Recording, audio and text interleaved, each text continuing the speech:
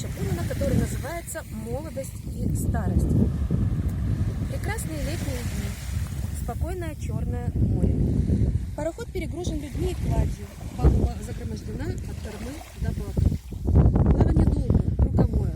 Крым, Кавказ, Анатолийское побережье, Константинополь. Жаркое солнце, синее небо, море лиловое. Бесконечные стоянки в павильонных портах с оглушающим грохотом, с криками капитанских помощников. Долго стояли мы так на ветер в трапезунде. Я съездил на берег, и когда воротился, увидал, что по трапу поднимается целая ватага оборванных и вооруженных курдов. Свита, идущего впереди старика, большого и широкого в кости, в белом курке и в серой черкеске, крепко подпоясанной по тонкой талии и сильной головой. Курды, плывшие с нами и лежавшие в одном месте палубы целым стадом, все поднялись и очистили свободное пространство. Свита старика настелила там множество ковров, наклала подушек. Старик царственно возлег на это ложе. Борода его была как кипень, сухое лицо черно от загара. И необыкновенным блеском блестели небольшие карие глаза. Я подошел, присел на корточки и сказал «Салям». Он спросил по-русски: «С Кавказа?» «Нет, господин, мы курды». «А куда ж плывете?» «В Стамбул, господин». «К самому падишаху», сказал старик. «Ясно.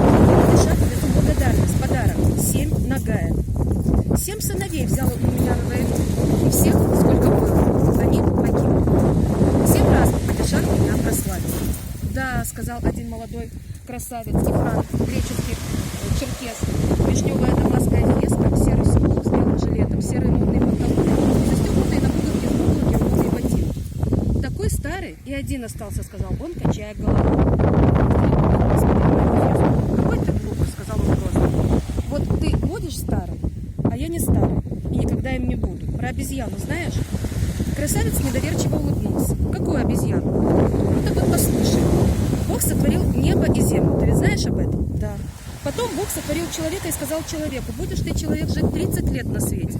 Хорошо будешь жить, радоваться будешь, думать будешь, что все на свете это только для тебя одного Бог сотворил и сделал. Доволен этим?» А человек подумал: «Да, хорошо. А всего 30 лет жизни. Ой, мало. Слышишь?» Спросил старик с усмешкой. «Слышу», сказал красавец. «Потом Бог сотворил Ишака и сказал Ишаку: будешь ты таскать бурдюки и вьюки, пока на тебе ездят люди и будут бить тебя по голове нагайкой. Ты таким сроком будешь доволен?» И Ишак зарыдал, заплакал и сказал Богу: «Ну зачем же мне столько? Дай мне Бог всего 15 лет жизни». «А мне прибавь 15, сказал человек Богу. «Пожалуйста, прибавь».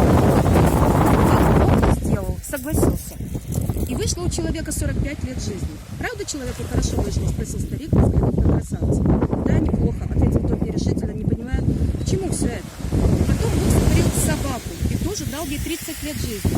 «Ты сказал, Бог собаки, будешь жить всегда злая, будешь сторожить хозяйское богатство, не верить никому чужому, брехать будешь на прохожих, не спать по ночам от беспокойства.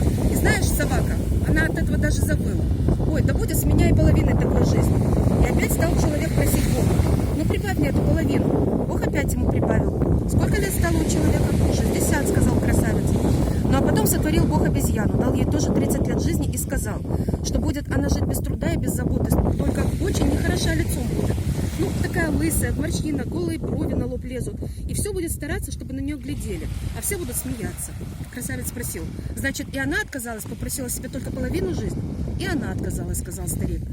«И человек выпросил себе и эту половину», сказал он, ложась и затягиваясь. Он молчал и глядел куда-то перед собой, точно забыв о нас. Потом стал говорить, никому не обращаясь: «Человек свои собственные 30 лет прожил по-человечески. Ел, пил, на войне бился, танцевал на свадьбах, любил. А 15 лет ослиных работал, наживал богатство. А 15 собачек берег свое богатство, все брехал, злился, не спал ночами. А потом стал такой гадкий, старый, как обезьяна. И все головами качали на его старость, смеялись над ним. Вот все это и с тобой будет», насмешливо сказал старик красавцу. «А с тобой чего же этого не будет?» спросил красавец. «А вот со мной не будет». «Почему?» «Таких, как я, мало», сказал старик твердо. «Я не был никогда ишаком, не был собакой. За что же мне быть обезьяной?